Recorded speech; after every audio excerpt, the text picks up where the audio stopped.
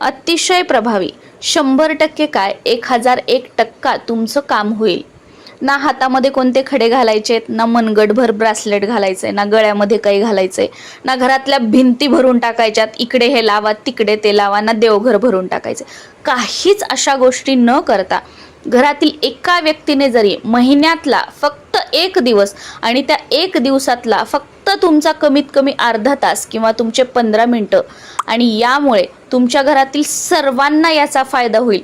त्याचबरोबर ज्या गोष्टीसाठी तुम्ही ही सेवा करताय, हा उपाय करताय, ते काम तर होईलच होईल, पण याच्या व्यतिरिक्त तुम्ही जी म्हणजे अपेक्षाही केली नव्हती, तुम्ही जे एक्सपेक्टही केलं नव्हतं, असे बदल तुमच्या आयुष्यामध्ये होताना तुम्हाला बघायला मिळतील. जसा जसा महिना जाईल तसं तसं तुम्हाला म्हणजे तुम्ही बिलीव्ह करू शकणार नाही एवढे तुमच्या घरामध्ये बदल होताना तुम्हाला बघायला मिळतील. 1 वर्षानंतर तुम्ही बघाल की 1 वर्षापूर्वीचं माझं आयुष्य काय होतं आणि 1 वर्षानंतर मी आता कुठे आहे. एकदम 0 वरून तुम्ही टॉपवर पोहोचलेले असाल. पण शेवटी काय, विश्वास महत्त्वाचा आहे आणि संयम सुद्धा तितकाच महत्त्वाचा आहे. बऱ्याच वेळेला तुम्ही अशा सिच्युएशनमधून जात असाल किंवा अशी परिस्थिती तुमच्या घरामध्ये असू शकते की मुलांचे शिक्षण झालेले आहेत, मुलं प्रयत्न करताय, 100% देताय, पण त्यांना मनासारखा जॉब मिळत नाहीये किंवा त्यांना जशी हवी तशी संधी समोरून चालून येत नाहीये. तुम्ही प्रयत्न करताय संतान प्राप्तीसाठी, ॲलोपॅथी झालं, आयुर्वेदिक सगळं दाखवून झालं, होमिओपॅथिक झालं, कोणी काय सांगितलं, हे नवस करा ते तोडगे करा, सगळ्या गोष्टी करून झाल्या पण अनुभव आला नाही. डॉक्टर म्हणतात ट्रीटमेंट घ्या, होईल होईल, अनुभव येईल, राहील गर्भ. तर तुमच्या त्या ट्रीटमेंटसोबतच ही सेवा तुम्ही करा, नक्कीच तुम्हाला अनुभव येईल. किंवा या व्यतिरिक्त तुम्ही जॉब करताय, वर्षानुवर्ष एकाच कंपनीमध्ये आहात, प्रमोशन होईल किंवा पगारवाढ होईल या आशेवर, पण कुणीतरी अडथळे आणत आहे, प्रमोशन होत नाहीये, तर तुमचं प्रमोशन होण्यासाठी सुद्धा तुम्ही हा उपाय करू शकता. मुलींचे शिक्षण झालेले आहेत, चांगले जॉब करतात किंवा शिक्षण होऊन अगदी व्यवस्थित घरी सगळं चांगलं आहे, पण त्यांचे विवाह होत नाहीत किंवा मुली लग्नासाठी तयार होत नाहीत, मनासारखा वर मिळत नाही किंवा मनासारखी वधू मिळत नाही, स्वतःचं घर होण्यासाठी प्रॉब्लेम येत आहेत, ज्या काही समस्या आहेत, ह्या बेसिक गोष्टी मी तुम्हाला सांगितल्या. पण या व्यतिरिक्त सुद्धा अजून काही समस्या तुमच्या लाईफमध्ये असतील की ज्या तुम्ही कोणाशी शेअर करू शकत नाही, पण त्यातून तुम्हाला बाहेर पडायचं आहे. अशा तुमच्या घरातील, तुमच्या संसारातील किंवा तुमच्या कौटुंबिक घरामध्ये ज्या काही समस्या असतील, त्या प्रत्येक समस्येतून मार्ग काढण्यासाठी, त्या प्रत्येक सिच्युएशनमधून बाहेर निघण्यासाठी, किंवा जिथे तुम्ही हरलेले आहात, आता मला काहीच कळत नाही, माझं डोकं चालत नाही, याच्यातून मी पुढे कसा निघू, तर अशा परिस्थितीमध्ये सुद्धा तुम्ही हा उपाय करून बघा, तुम्हाला खूप चांगले रिझल्ट मिळतील. कोणत्याही पौर्णिमेपासून, कोणत्याही महिन्यातील कोणत्याही पौर्णिमेपासून सलग 11 पौर्णिमा तुम्हाला ही सेवा करायची आहे. फक्त पहिल्या पौर्णिमेला संकल्प करायचा, पहिल्या दिवशी संकल्प करायचा. संकल्प हा फक्त पहिल्याच दिवशी आणि एकदाच करायचा असतो, परत परत करायचा नसतो. खूप तळमळीने सांगते की घरच्या घरी ही सेवा करा. मोठ्यातले मोठे कार्य, मोठ्यातलं मोठं तुमचं काम सुद्धा सिद्ध होईल, पूर्ण होईल. खूप चांगले अनुभव येतील तुम्हाला. कोणत्याही महिन्यातील कोणत्याही पौर्णिमेपासून या सेवेला तुम्ही सुरुवात करू शकता.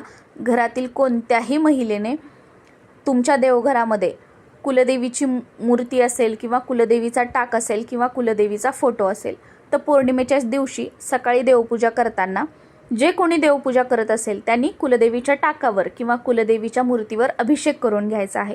फोटोवर अभिषेक केला जात नाही, म्हणून फोटो स्वच्छ पुसून घ्यायचा आहे. देवघरामध्ये जिथे त्यांची जागा आहे तिथे ठेवायचं. कमीत कमी सकाळी 16 वेळा कुंकुमार्चन सेवा करून घ्यायची. वेणी किंवा गजरा किंवा एखादं लाल फूल पौर्णिमेच्या दिवशी आवर्जून कुलदेवीला अर्पण करायचं आणि काहीतरी गोडाचा नैवेद्य दाखवायचा. खीर बनवली तर अतिशय उत्तम आहे, कारण देवीला खीर अतिशय प्रिय आहे. पण बाकी खीर शक्य नसेल तर तुम्हाला जे वाटतं काहीतरी गोडाचा, त्याचा नैवेद्य दाखवला तरीसुद्धा चालू शकतं. सकाळी देवपूजा झाल्यानंतर तुम्ही ओटी भरली तरीसुद्धा चालू शकतं, किंवा दिवसभरामध्ये तुमच्या वेळेनुसार कधीही तुम्ही ओटी भरू शकता. ओटी भरण्यासाठी तुम्ही प्रत्येक पौर्णिमेला एक नवीन साडी घेतली तरीसुद्धा चालू शकतं, किंवा प्रत्येक पौर्णिमेला तुम्ही अगदी खना नारळाने ओटी भरली देवीची तरीसुद्धा चालेल, काही हरकत नाही. जे काही तुम्हाला शक्य होईल दोन्हीपैकी ते तुम्ही घ्यायचं आहे.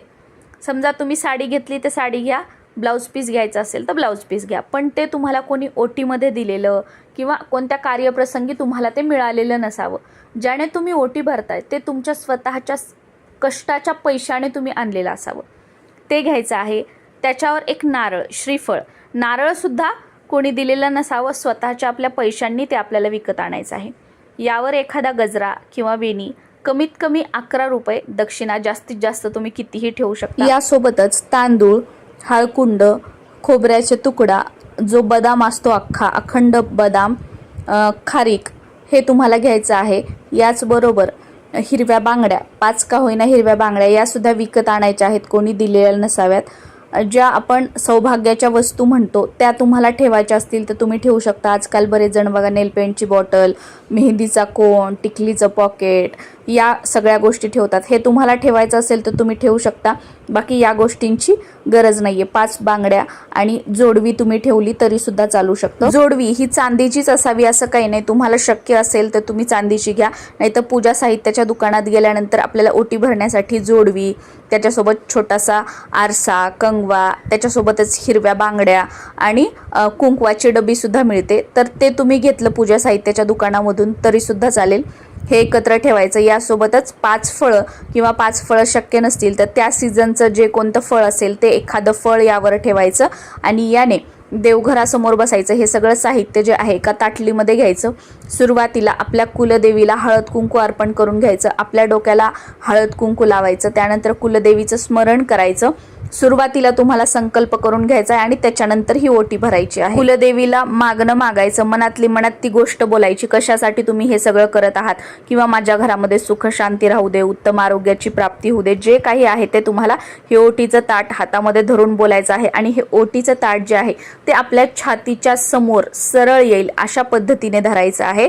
आणि त्यानंतर हे ताट जे आहे 3 वेळा तुम्हाला तुमच्या कुलदेवीचा फोटो असेल किंवा टाक असेल किंवा मूर्ती किंवा देवघराला हे 3 वेळा तुम्हाला ताट जे आहे ते स्पर्श करायचं आहे. आणि ही ओटी तिथे देवघराच्या समोरच जागा जिथे कुठे असेल तिथे ठेवायचं. देवघराच्या तिथे जागा नसेल तर खाली तुमचं बऱ्याच वेळेला वरी भिंतीला वगैरे टांगलेलं देवघर असतं तर खाली एखादा चौरंग किंवा पाट ठेवायचा, त्याच्यावर ओटी ठेवली तुम्हीही तरीसुद्धा चालेल.